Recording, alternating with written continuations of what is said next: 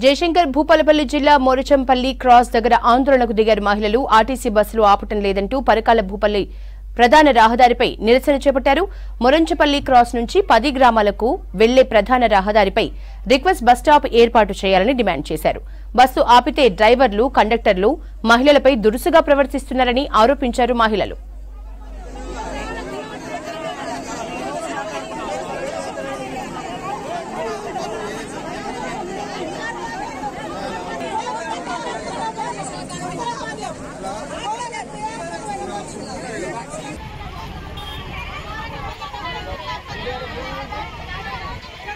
बस आते हैं